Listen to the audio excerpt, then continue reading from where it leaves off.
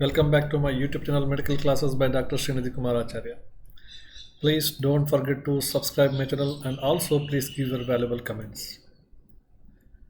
Friends, today we will have a new topic, and for the next few classes we will going to discuss some of the important aspects related to approach to the disorders of urinary system. In that we will cover different aspects related to clinical understanding of disorders of the urinary system and how to analyze the symptoms of urinary system clinically. To start with, the urinary system and nephrological system, urology and nephrology, actually these are the two different parts as we know. Nephrology is something which is related to kidney, nephrons, etc., glomerulus, etc. Whereas urology is something related to collecting part of the urinary system. That means ureter, starting from the minor calyces, major calyces, then renal ampulla, then ureter, then bladder, then urethra. So these parts comes under the purview of the urology, whereas kidney basically comes under the purview of nephrology. So therefore in Ayurveda also, so when we divide this urinary system, that is Mutravaha Shrotas, we should be little careful. The kidney portion will not come under the Mutravaha Shrotas. Mutravaha Shrotasam Bastimulam Vangshanam. So Basti and Vangshana, these are the mula of the Mutravaha Shrotas, not the Vrikka. Vrikka is considered under the Vrikka is considered as mula of Medoha Shrotas. Medoha Shrotasam Vrikkam Mulam Vapavanancha. So clinically, if you say what is nephrological system, nephrology in Ayurveda may be some part of the Medoha Shrotas, whereas Mutravaha Shrotas is only the collecting parts, Basti and Vangshana, and according to Sushruta, Medra. So therefore, so this distinction is very, very clear. Now, when we talk about urinary tract, nephrology, kidney portion is considered under the nephrology part, so that we will see later. When we look into the urinary part, this urinary part is now divided into, or urinary system, that is a collecting part of the body, collecting part of the urine collection part of the body. So that is basically divided into two parts. One is upper urinary tract and another one is lower urinary tract. Upper urinary tract is again divided into upper urinary tract and upper lower urinary tract. The upper urinary tract, so that includes the collecting tubules, major calyces, minor calyces, and then comes the renal ampulla, then comes some upper portion of the ureter. Whereas the upper lower ureter or upper lower urinary tract includes the rest of the portion of the ureter and as well as the bladder. So this is one classification. Clinically, to understand many things, this classification is very important. Now come to the lower urinary tract. Lower urinary tract start from the bladder till the urinary meatus, and it includes urethra. Then it includes prostatic urethra, membranous urethra, and penile urethra in case of male, and vestibular urethra part in case of female. This is grossly the anatomical division of the urinary tract. So this helps to identify clinical wise the symptoms of a urinary system, which is quite useful. Now we come to the first part, that is approach to the child with the hematuria. So hematuria is one of the major symptoms related to urinary tract, blood in the urine. So first we will discuss that important part. Now hematuria occurring in the nephrological part, that is in the kidney, first we will see. Then hematuria which is occurring in the urinary tract, and how to differentiate clinically and how we can distinguish in between each part. Now in the kidney, first you take the kidney. We are not talking about urinary system now, we are talking about nephrological system in the kidney. The bleeding can take place from the kidney also. Bleeding can take place from the kidney also, because in the kidney is nothing but the collection of the nephrons. Nephrons are nothing but functional and structural units of the kidney. So in the nephrons, the basic structure, millions of nephrons are there in each kidneys. So basically this nephron contains so many parts. The first part, which from where it begins actually, is Bowman's capsule, and Bowman's capsule contains the glomerulus. Okay, so Bowman's capsule that contains basically glomerulus. Glomerulus is nothing but the tuft of the capillaries. Now, this particular glomerulus is the first part. Then comes uh, proximal convoluted tubules. Then comes the collecting tubules, Henle's loop, etc. Then again collecting system. Okay, distal convoluted tubule and collecting system. So this is totally the parts of the nephrons. So the moment that someone has seen hematuria, now we have to identify what is the origin of this particular blood, from where actually the blood is coming, whether it is coming from the glomerulus, whether it is coming from the collecting system, or whether it is coming from the tubules, or whether it is coming from some other parts of the body. Now if the color of the urine is become cola color, it is almost all blackish brown or black color, so then usually we will say that the source of bleeding is from the glomerulus or kidney, from the kidney. So in case of the kidney bleeding occurring from the glomerulus, usually the urine is cola color or almost all black color, and it is painless bleeding. So this is a basic information, because if the bleeding is taking place in the kidney, that is in the glomerular area. Okay, because glomerulus is basically a collection of the capillaries. So there are so many parts of the endothelium, epithelium, interstitium, etc. So the bleeding can occur from the glomerulus itself. From the bleeding which is taken place there, RBC and all, so which is released into the urinary system now, the lumen. So it has to pass through a long course now. When it passes out, isn't it? It has to pass through the whole nephron, then it has to pass through the ureter, then it has to pass through the bladder, urethra, etc. Then it has to come out. By the time it reaches from such a long distance, there are so many changes take place in the RBC, and the RBC not remain as reddish or even pinkish, and rather so many changes take place that we will discuss, and that turns into what you say the black color. So it gives a cola color, and importantly it is characteristically painless.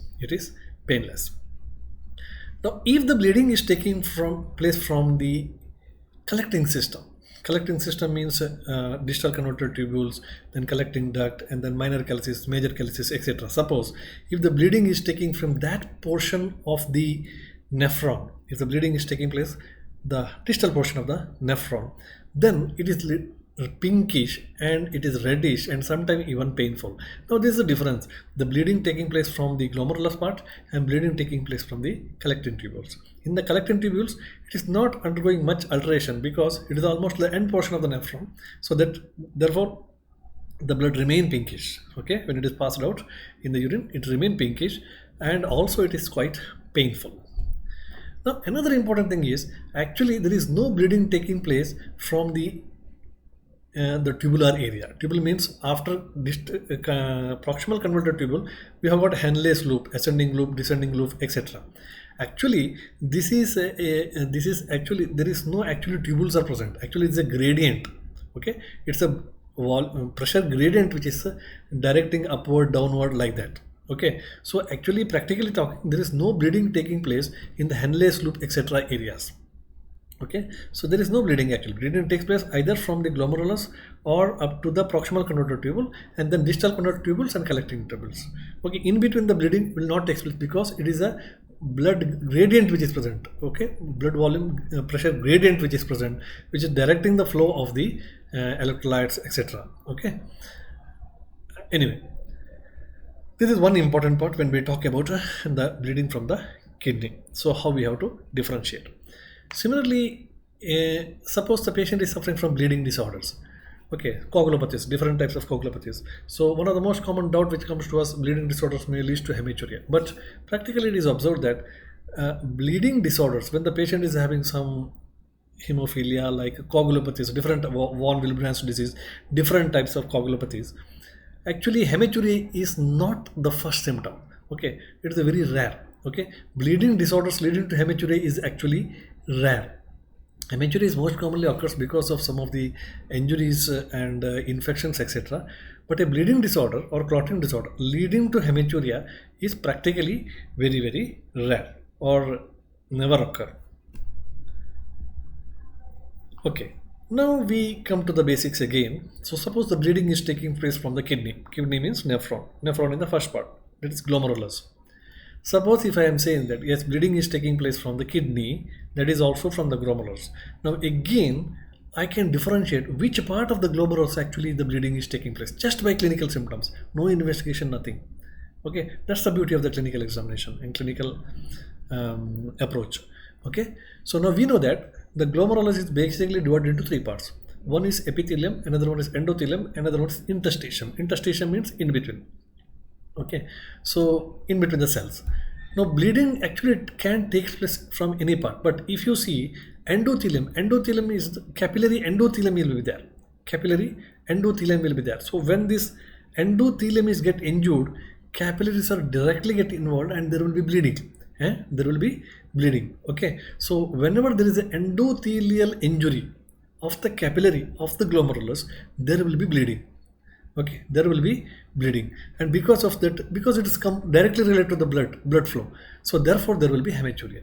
Therefore there will be hematuria. Now when endothelium itself is get injured and there will be a bleeding taking place, the total filtration process will be get altered. Total filtration, glomerular filtration itself is get altered, and as a result, so there will be no filtration taking place, and the presentation will be either anuria or oliguria. Hematuria is going on, patient is having either oliguria or anuria, and glomerular filtration is not properly taking place, so back pressure build up in the renal arterial system or vein system, and that leads to hypertension. So presence of hypertension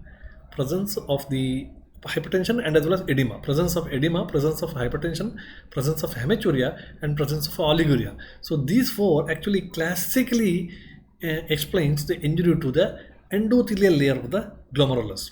Okay, so hematuria with edema, hematuria with hypertension, hematuria with anuria is typically indicative of an endothelial injury of the glomerulus.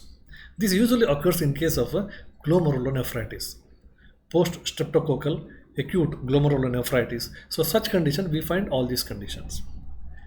Another area is epithelial disease.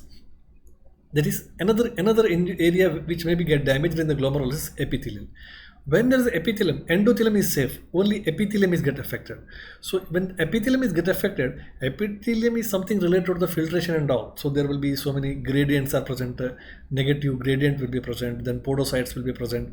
Epithelial layer contains so many layers, the mesangial layers are there. So when this area is damaged actually, so there will be no hematuria, very classical. But filtration is get affected and so many proteins etc is going down, okay, in the urine. So typically there will be edema will be there without hematuria. So this is very classical of a epithelial disease. That means injury to the epithelium of the glomerulus. This is typically seen in case of a nephrotic syndrome. Nephrotic syndrome patients, so they will have massive edema, generalized edema sarca, but there is no hematuria because endothelium is not get damaged. Only the basement membrane, which contains some of the collagen tissues, immunologically they are get affected, and therefore it leads to this problem. Now come to the interstitium, in between the two cells, endothelial cells. So there will be interstitial cells. So now suppose if there is interstitial area is get affected, then there will be hematuria, but there is no edema, but there will be hematuria. So clearly we have identified the bleeding from the kidney. Bleeding from the kidney is basically from the glomerulus, number one. In the glomerulus, again we can say from the glomerulus is an endothelial injury, epithelial injury, or interstitial injury. If it is endothelial disease, it's clear. If it is epithelial disease, there is no hematuria. Endothelial, hematuria with the hypertension, edema, anuria, etc. will be there. If it is interstitial disease, then there will be hematuria, but there may not be any edema and other things. That's details we will see. Now, very important is how to do the DD between endothelial, interstitial, and epithelial injuries of the kidney. In endothelial, as I told earlier, we will have hypertension, we will have edema, we have oliguria or anuria, along with the hematuria. Whereas in case of epithelial disorders, as occurs in case of nephrotic syndrome, there will be massive edema without any hematuria. And interstitial, in the injury to the interstitial area, we will have hematuria alone without any edema and hypertension. There is no hypertension, there is no anuria, okay, and there is no hypertension, anuria, etc., edema, etc., but only hematuria will be there.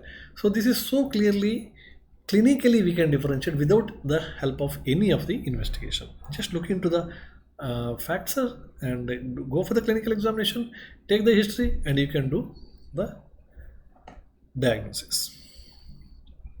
Okay. Further, we will continue. Approach to child with hematuria when it is red and pinkish and painful. So one part it's okay. Injury to the glomerular area. How to differentiate? Now come when it is, suppose the urine. So this is when the urine is black color. So we have seen whenever urine is of black color. So first suspicion is always injury to the glomerulus.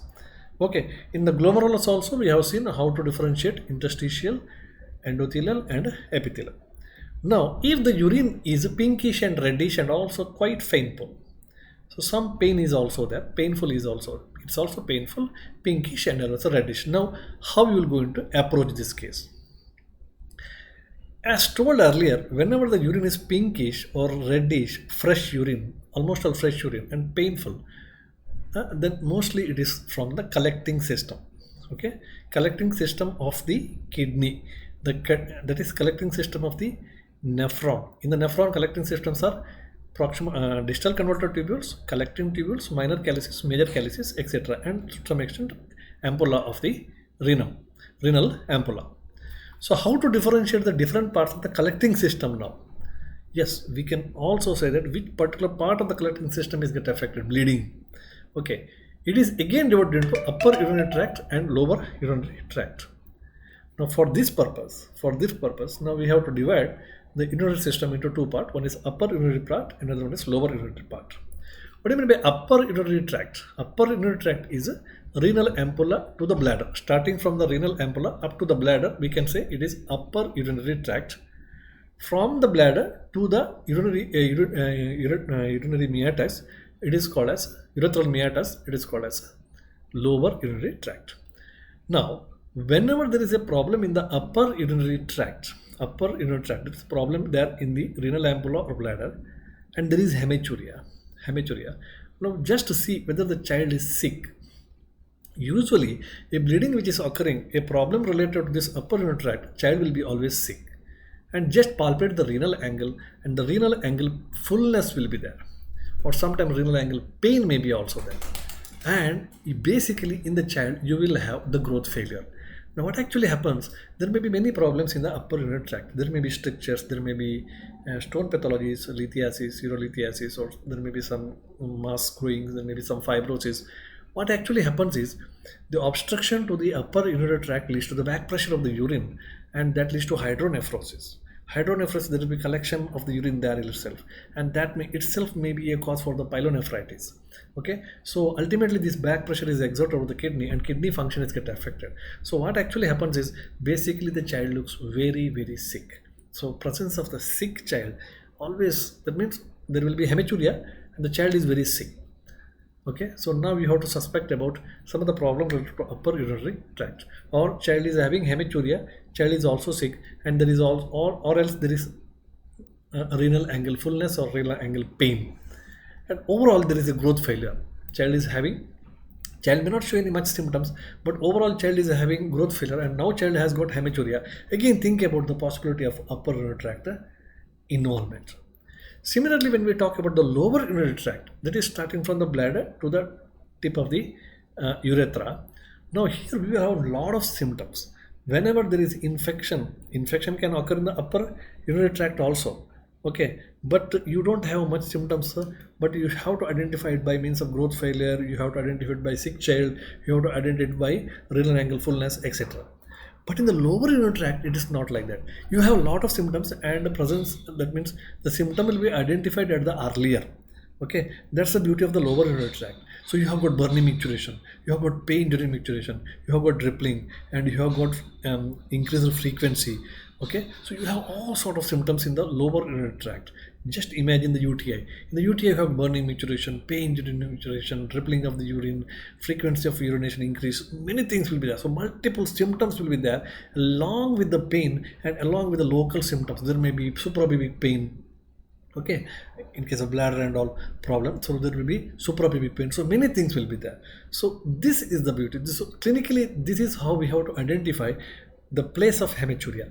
whether it is from the kidney, whether it is from the collecting tubules, or whether it is from the upper urinary tract, or whether it is from the lower urinary tract.